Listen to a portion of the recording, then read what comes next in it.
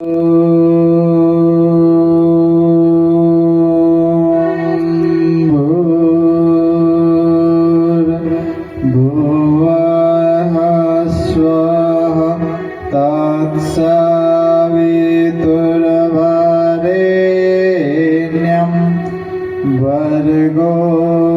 देवस्य धीमहि धियो यो नः प्रचोदयात्।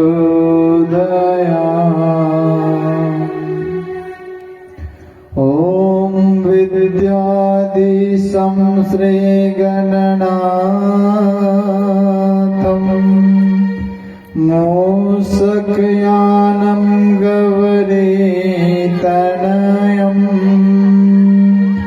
वन्दे देवं सद्गुरुवदनं मङ्गलरूपं भक्तादीनं ज्ञानदाता गुरु साक्षात् तं दाता दयानिधे देवी सरस्वती एव च वन्दे हृदये स्मृताम्।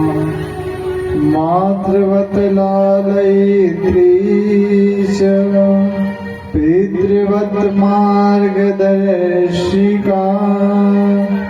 नमोस्तु गुरु सत्ताये श्रद्धा प्रज्ञायुताचयाम्। व्यासाय विष्णुरूपाय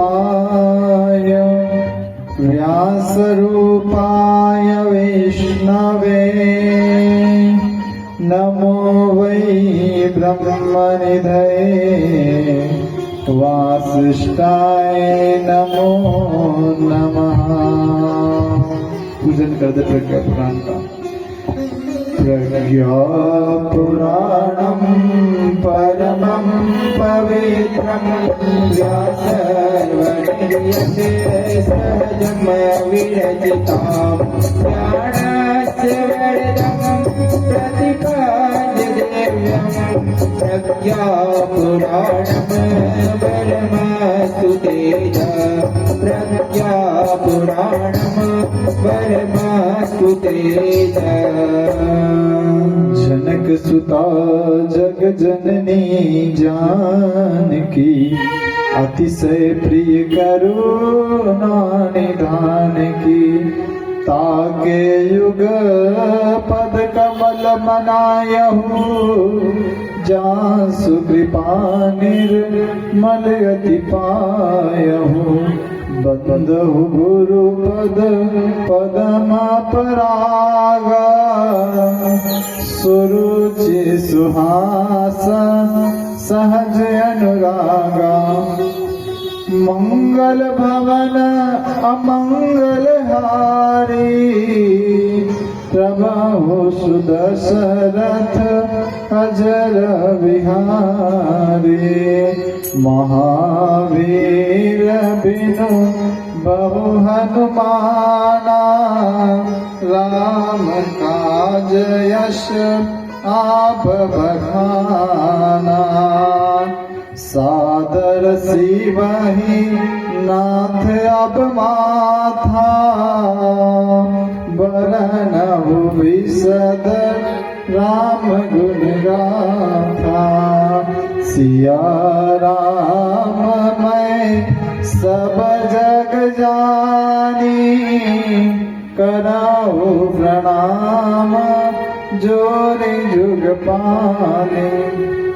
माँ गायत्री दीजिए यह शाश्वत वरदान तीर बने मम साधना सेवा कर्म कमान।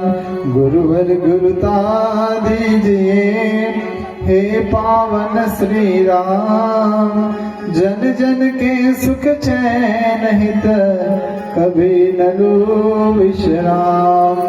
सदा भवानी दायिनी सन्मुख रहु गणेश, पांच देव रक्षा करे, ब्रह्मा विष्णु महेश। आधार शक्ते नमः, जगत जनने नमः, सद्गुरुदेवाय नमः। पावन प्रज्ञा पुराण के प्रथम दिवस के शुभ अवसर पर बैठे देवतुल्य भाइयों, शक्ति स्वरूप माता बहनों, भाई बहनों, जिस प्रज्ञा पुराण को श्रवण करने के लिए हम लोग यहाँ पे बैठे भी हैं, चिंतन करके देखिए ये पुराणों का जो विवेचन युगों युगों से होता आ रहा है, इसके पीछे हमारे ऋषियों की, हमारे मनुष्यों की क्या वेदना रही होगी। और चिंतन करके देखिए कि जब 4 पुराण, 4 वेद, 18 पुराण, 108 उपनिषद जब होने के बावजूद ये 19वां पुराण परम पूज्य गुरुदेव ने क्या कहकर लाया होगा, ये चिंतन करने की आवश्यकता है भाई बहनों। कहते हैं कि बड़े भाग्य से मनुष्य का शरीर मिलता है, बड़े भाग्य से मिलता है, सामान्य नहीं है। 83,99,999 का पूरा चक्र होता है। कभी व्यक्ति जलचर बनता है, कभी नभचर बनता है, कभी थलचर बनता है। और भाई बहनों, मनुष्य के शरीर में आने के लिए युगों युगों बीत जाते हैं, सैकड़ों नहीं लाखों वर्ष बीत जाते हैं। और उसके बाद में भगवान आहतों की कृपा हमारे ऊपर करता है, और उसके बाद में मनुष्य का शरीर हम लोगों को देता है। अरे मनुष्य का शरीर मिल जाने के बाद में फिर भी हमको खोटे कर्मों की ओर कोई भी प्रवृत्ति कर सकता है, गलत कार्यों की तरफ हमें कोई भी ले जा सकता है। लेकिन जो महानता वाले कार्य है, जो श्रेष्ठता वाले कार्य है, भाई बहनों, वहां पे ले जा पाना और वहां पे हम लोगों को पहुंचा पाना, ये बड़ा कष्ट साध्य होता है। और आप लोगों का सौभाग्य है, चाहे संख्या जितनी हो, लेकिन आप सभी को पता है जब कथा सबसे पहले सुनी किसने थी?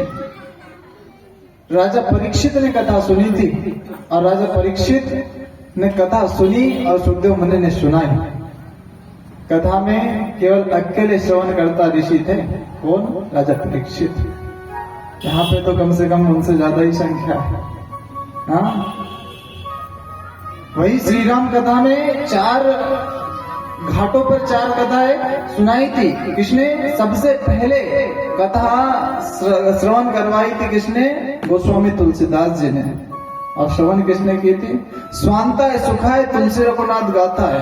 एक तो उन्होंने कहा कि मैं अपने मन के लिए मैं कथा कहता हूँ, मन को शांति मिल जाए इसके लिए कथा कहता हूँ।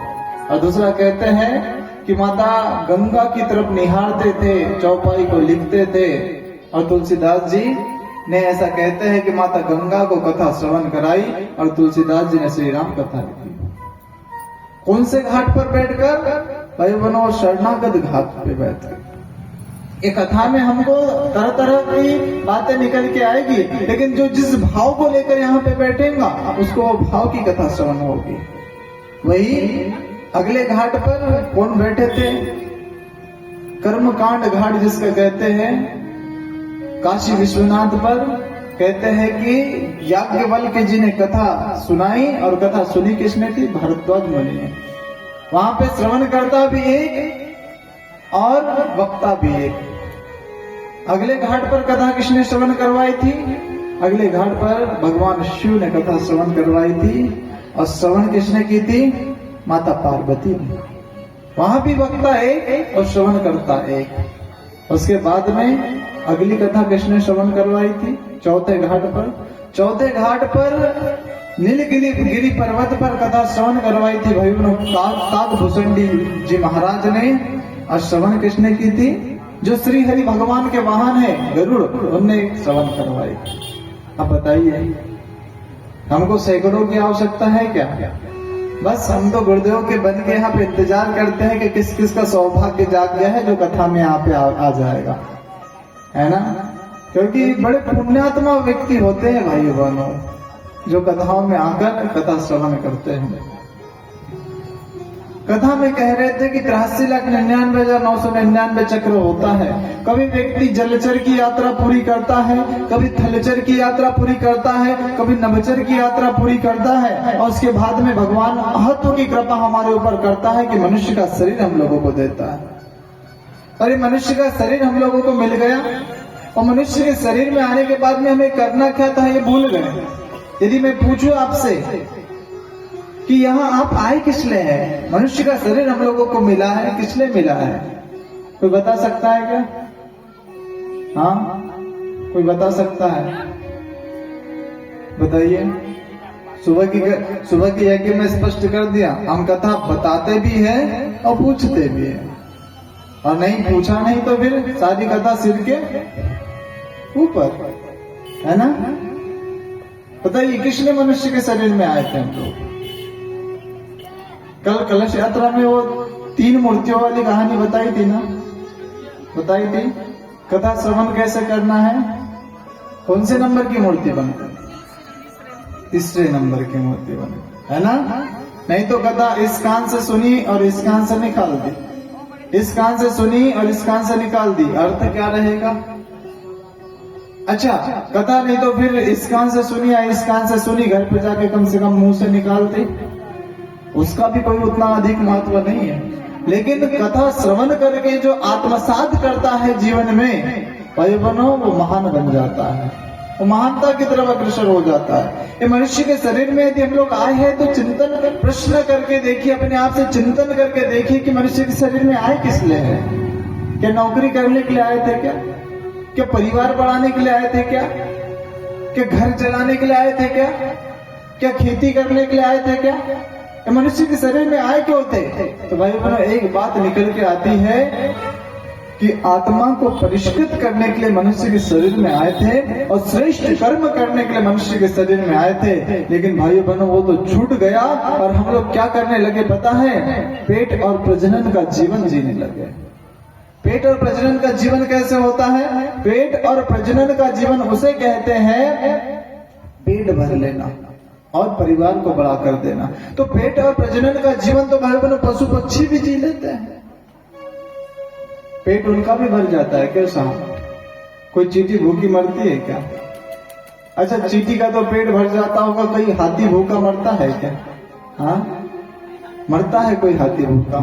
अच्छा, एक बात बताइए, कोई शेर ने कहा मुझे कॉलेज पढ़ाने जाना है? हाँ। अच्छा, एक बात बताइए, कोई बकरी ने कहा कि मुझे स्कूल पढ़ने जाना है? हाँ? नहीं, ये पशु पक्षी कभी कमाने नहीं जाता, कभी पढ़ने नहीं जाता, कभी लिखने नहीं जाता, लेकिन भाइयों बहनों कभी भी कोई भी पशु पक्षी भूखा नहीं मरता, क्योंकि भगवान कहते हैं कि बेटा, चींटी से लेकर हाथी तक का पेट भरने की जवाबदारी किसकी है? भगवान की जवाबदारी है।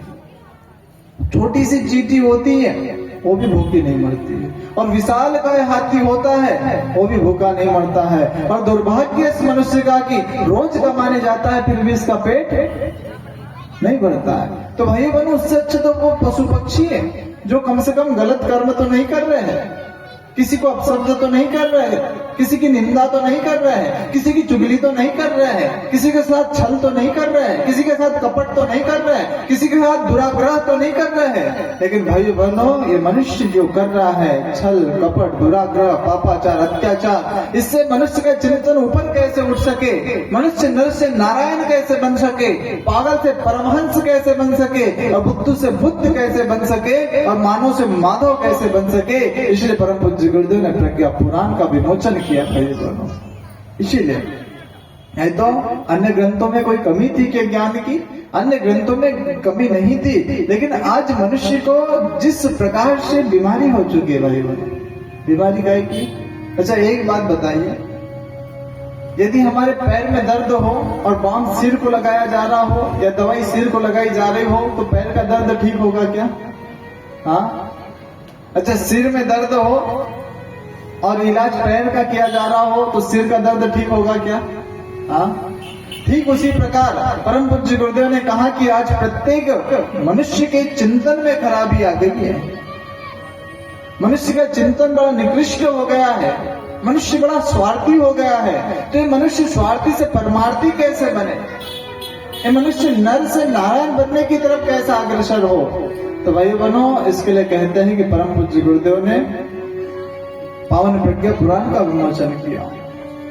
और ये पावन प्रज्ञा पुराण सामान्य कथा नहीं है मेरे भाई बहनों। कथा किसे कहते हैं? जो हमारे जीवन की संपूर्ण व्यथा को दूर कर दे उसे कथा कहते हैं। हमारे जीवन की संपूर्ण व्यथा, हम लोग भाई बहनों, अच्छा कोई एक व्यक्ति ऐसा बैठा हुआ है क्या जो दिल पर अपने अंतरात्मा पे हाथ रख करके कह सकता है कि साहब मेरे जीवन में कोई व्यथा नहीं है, मेरे जीवन में कोई कष्ट नहीं है? कह सकता है? बोल सकता है? नहीं। किसी को सामाजिक कष्ट हो सकता है, किसी को पारिवारिक कष्ट हो सकता है, किसी को मानसिक कष्ट हो सकता है, किसी को शारीरिक कष्ट हो सकता है, लेकिन प्रत्येक व्यक्ति किसी न किसी कष्ट को लेकर के बैठा हुआ है। तो ये जो कष्ट है, जो व्यथा है, व्यथा दूर कैसे होगी? तो भाई बहनों, ये व्यथा होगी अच्छी अच्छी कथाओं के माध्यम से दूर। इसलिए पावन प्रज्ञा पुराण के माध्यम से हम लोग यहाँ पे क्या कर रहे हैं? सत्संग कर रहे हैं। सत्संग किसे कहते हैं पता है? किसे कहते हैं? अच्छे संग का नाम सत्संग है।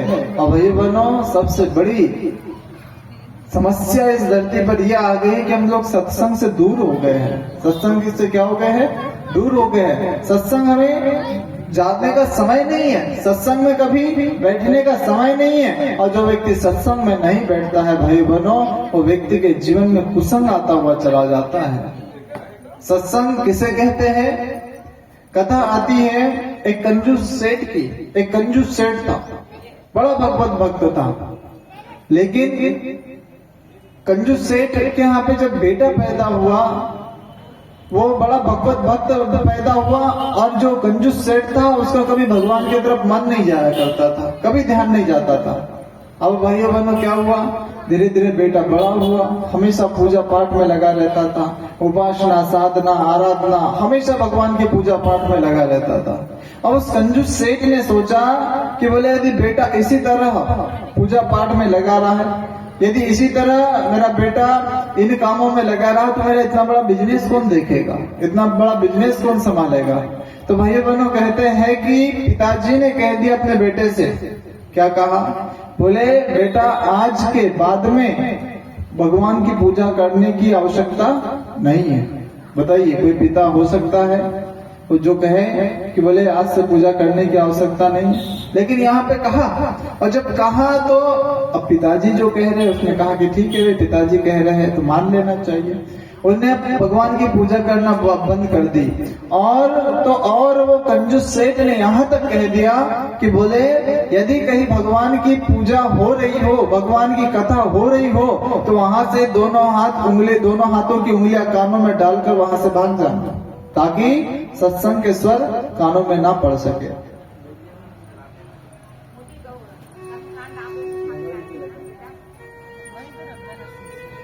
ताकि सत्संग का स्वर कानों में ना पड़ सके। तो वही बनो, फिर क्या हुआ? अब एक समय ऐसा हुआ, धीरे धीरे बच्चा बड़ा हुआ। बच्चा बड़ा होने के बाद में कहते हैं कि 6वीं कक्षा में पढ़ा, 7वीं में पढ़ा, 10वीं में पढ़ा, 12वीं पढ़ गया। उसके बाद में व्यापार संभालने लगा। व्यापार संभालने के बाद में पड़ोस वाले गांव में गया। कुछ सेठ जी की उधारी थी, उधारी मांगने के लिए उधारी मांग कर आने लगा। पूर्णिमा का दिन था, और जैसे ही पूर्णिमा का दिन था तो वही पूर्णिमा के रात में शाम का समय हुआ था। कंजूस सेठ का बेटा वापस आ रहा था, और कुछ 4-5 व्यक्तियों ने सोचा, अरे सेठ जी का बेटा आ रहा है, धन लेकर आ रहा होगा, आइए इसे लूटते हैं। तो भाई बहनों, क्या किया उसने? 4-5 चोरों ने कंबल ओढ़ करके वहां पे बैठ गए, और जैसे ही बैठे तो भूत भूत करके उसको डराने लगे। अब जैसे ही डराने लगे तो उसके पहले रास्ते से जब वो आया तो उस रास्ते से में एक मंदिर पड़ा, और मंदिर में क्या हुआ पता है? मंदिर में कथा चल रही थी, और कथा जब चल रही थी तो उसको पिताजी की बात याद आ गई कि बोले पिताजी ने कहा था कि कहीं यदि भगवान की कथा चल रही है तो वहां पे क्या करना, दोनों हाथों की उंगलियां लेना, अपने कानों में डालना और वहां से भाग जाना। अब कथा चल रही है, बेटे को बात याद आई, दोनों उंगलियां कानों में डाली और वहां से भागने लगा। और जैसे ही भागने लगा तो भाई बहनों सामने एक पत्थर आया और पत्थर आकर के वो गिर गया। जैसे ही गिरा, न चाहते हुए दोनों उंगलियां कानों से हटी, और जैसे हटी तो भाई बहनों न चाहते हुए वो सत्संग के स्वर उस व्यक्ति के कानों में पड़े। और स्वर क्या थे पता है? पंडित जी कथा कह रहे थे और जिस समय उस बालक के हाथ हटे तो हाथ हटने के बाद में भाई बहनों कथा के शब्द थे कौन से? बोले भूत होता तो है लेकिन उसका स्पर्श नहीं होता। ये पंडित जी कह रहे थे, ध्यान से सुनना। भूत होता तो है लेकिन उसका स्पर्श नहीं होता। दूसरी बात क्या? भूत होता तो है लेकिन उसकी छाया नहीं दिखती। भूत होता तो है लेकिन उसका स्पर्श नहीं होता है।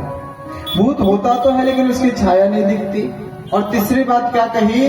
तीसरी बात ये कही कि भूत का मुंह आगे को और पैर पीछे को होते हैं। अब भाई बहनों अब क्या करें? न चाहते हुए सत्संग के स्वर तो कानों में पड़ गए।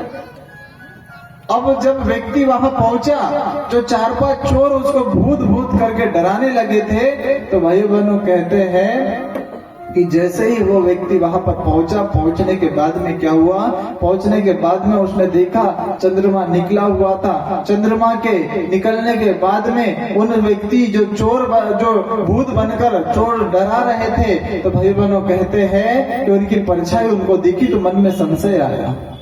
कैसा संशय आया? अरे अभी तो पंडित जी कह रहे थे कि भूत होते हैं लेकिन उनकी छाया नहीं होती है, ये कैसे भूत है? इनकी तो छाया दिखाई दे रही है।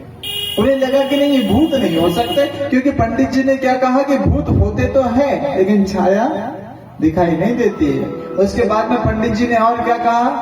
पंडित जी ने कहा कि बोले भूत होते तो है लेकिन उनका स्पर्श नहीं होता है। अब भाई बहनों जब स्पर्श नहीं होता है तो उन्हें हाथ लगा के देखा तो स्पर्श भी होने लगा। उन्होंने कहा कि ये कैसे भूत हो सकते हैं, इनका तो स्पर्श भी हो रहा है। अब भाई बहनों तीसरी बात थी। तीसरी बात कौन सी थी? कि भूत होते तो है लेकिन उनका मुंह आगे को और पैर पीछे को होते हैं। अब क्या करें? अब चंद्रमा का प्रकाश था तो मुंह भी आगे पैर भी आगे। अब क्या करें? तो अब समझ में आ गया कि ये भूत नहीं है।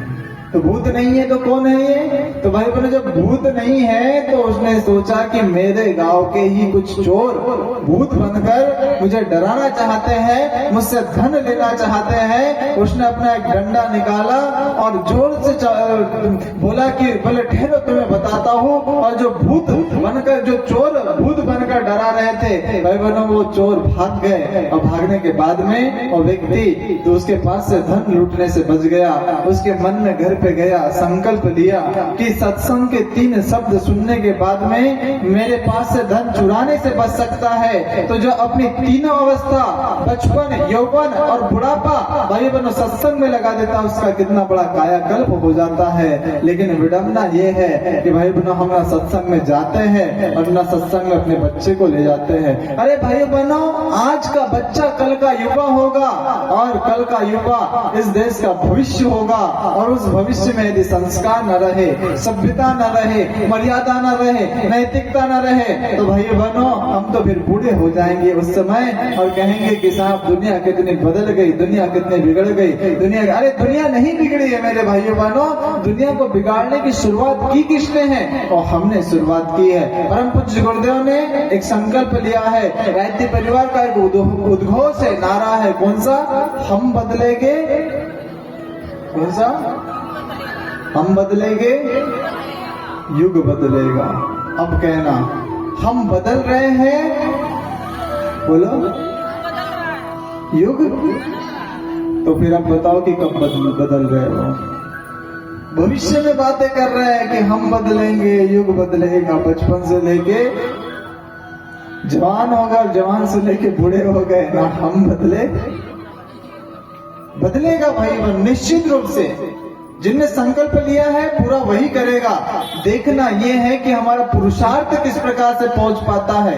हम परम पूज्य गुरुदेव महाकाल के कार्य में कितने शामिल हो पाते हैं। इस सत्संगों के माध्यम से भाई बहनों उस युग ऋषि परम पूज्य गुरुदेव भगवान महाकाल की बातें जन जन तक पहुंचाना है। और जन जन तक पहुंचने के बाद में क्या होगा पता है?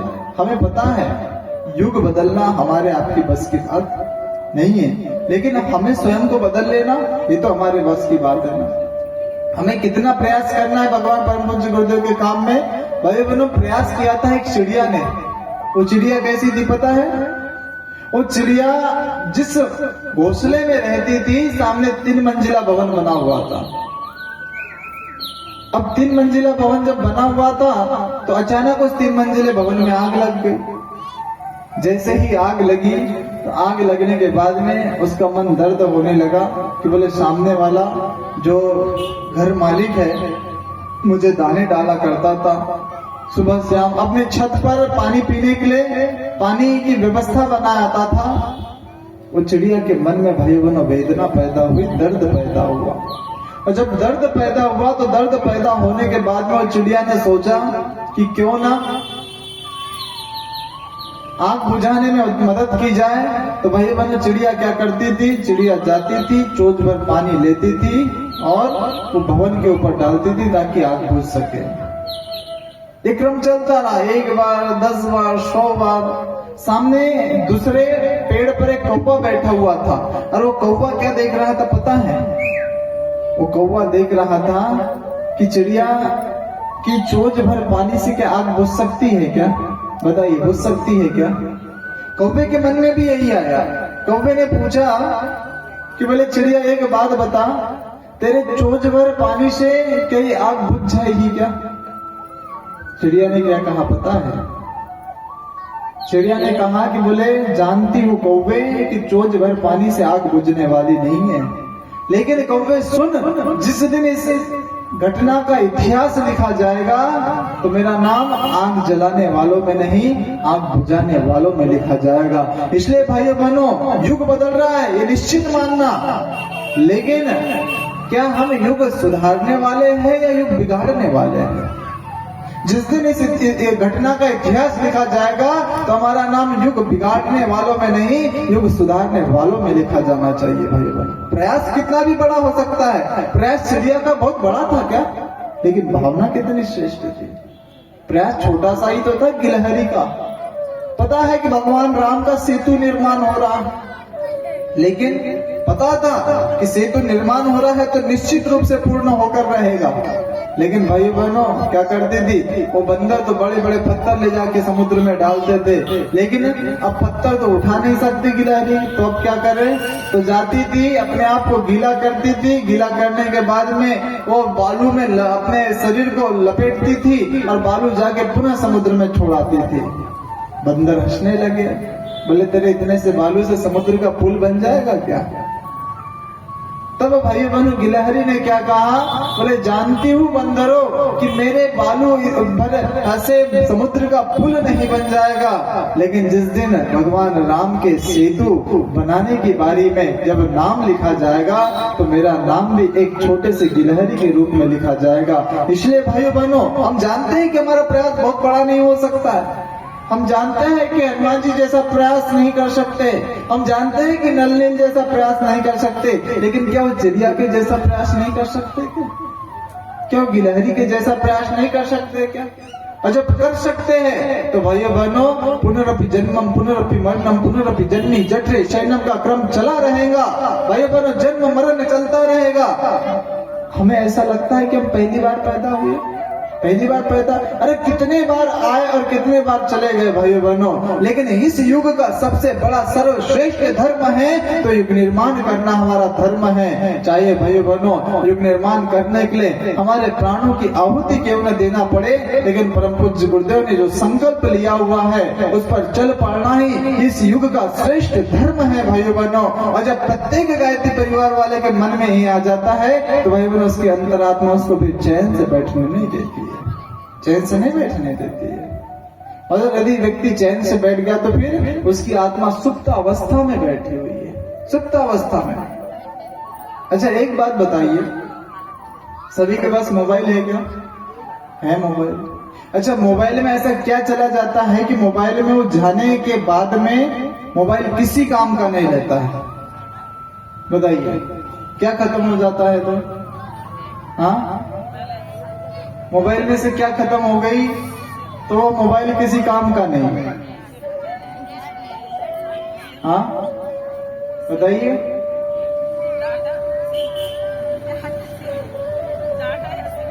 डाटा खत्म भी हो गया तो गेम खेल सकते हैं, फोन तो उठा ही सकते हैं। बैलेंस के बाद भी बहुत काम किया जा सकता है। बैटरी क्या, बैटरी चली गई तो साहब मोबाइल किसी काम का नहीं, समझ गए ना। उसी प्रकार भाई बहनों हमारे भीतर की बैटरी कौन सी है, आत्मा है। और वो आत्मा चली गई तो फिर इस शरीर का खाका किसी काम का नहीं। क्योंकि कहते हैं कि जब आदमी व्यक्ति मरता है ना तो आदमी लेटा जमीन पर और लोग कहते मर गया, वह तो था सफर में बेचारा, आज अपने घर गया। ये भाई बहनों किराए का मिला हुआ है, ये शरीर किराए का है, ये हमारा वास्तविक घर नहीं है। और दुर्भाग्य इस मनुष्य का कि हम अपने आप को अपना मान बैठते हैं। अच्छा किसी के घर पे हम किराए से रह रहे हैं ना, अच्छा खूब सजाया मकान को, बहुत अच्छा लगाया, बहुत अच्छा सजाया। एक दिन आया मकान मालिक, उनने कहा कि साहब हमारा घर खाली करिए। तो घर खाली करिए तो रोने की क्या बात है, रोना चाहिए क्या? हाँ, अरे घर हमारा था ही नहीं, और जब घर हमारा था ही नहीं तो उसमें खाली कर दिया तो उसमें क्या रोने की बात आ गई है? हाँ, रोना तब आएगा जब हम अपने घर को अपना मान बैठेंगे। इसी प्रकार भाई बहनों ये शरीर हमारा नहीं है, ये शरीर तो भगवान ने केवल इसलिए दिया है कि शरीर के माध्यम से हम श्रेष्ठ कर्म कर सके। इस शरीर तो भगवान ने इसलिए दिया है कि शरीर में जो आत्मा फिट है या आत्मा को परिष्कृत कर सके, इसलिए शरीर मिला है। लेकिन ये होगा कब, जब व्यक्ति सत्संग में जाएगा। और जब सत्संग में व्यक्ति जाता है ना, अरे भाइयों बहनों जब व्यक्ति सत्संग करता है तो क्या होता है पता है? अग्नि देखा है आप लोगों ने? अग्नि का रंग कैसा होता है? वो दीपक में जल रही है अग्नि। जब वो दीपक से संग कर लेता है तो भाई बहनों वही अग्नि अंधेरा दूर करने का काम कर जाता है। वही अग्नि जब चूल्हे के साथ संग कर लेता है तो माता बहने रोटी पकाती है। और वही अग्नि जब बीड़ी सिगरेट के साथ में संग कर लेता है तो वह बीड़ी सिगरेट पीने वाला उसको उच्छिष्ट करता है, झूठा करता है, और झूठा करने के बाद में उसको फेंक देता है, पैरों से कुचल देता है।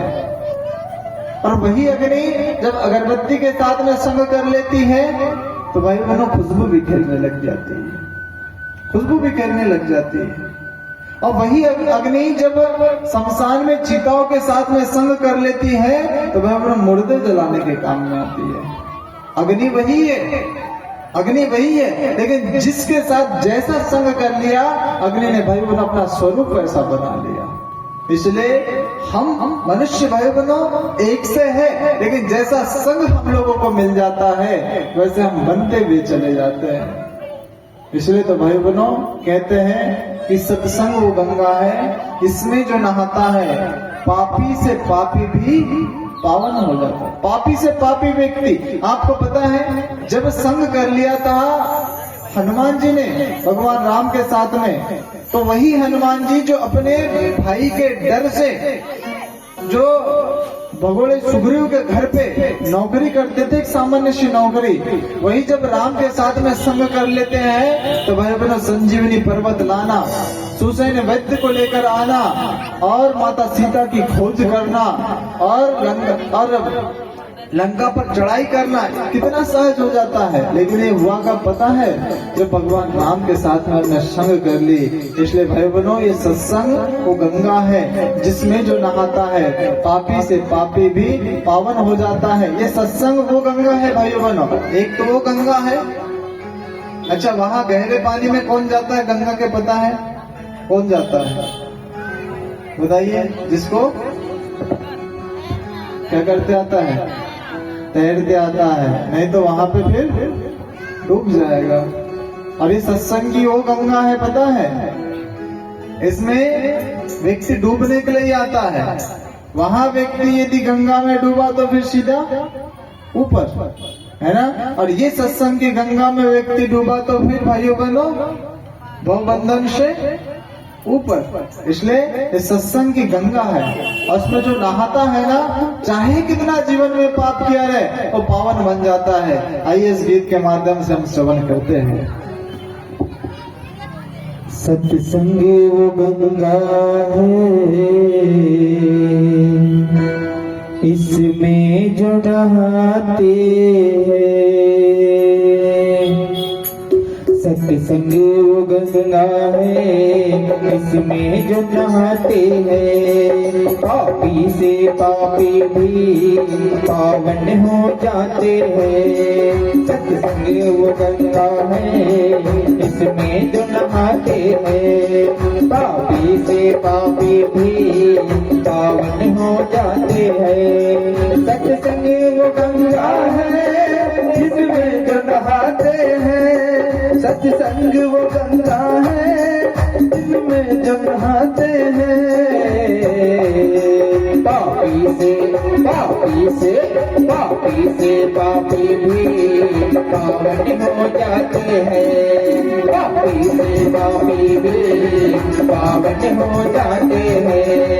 सत्संग वो गंगा है, इसमें जो नहाते हैं।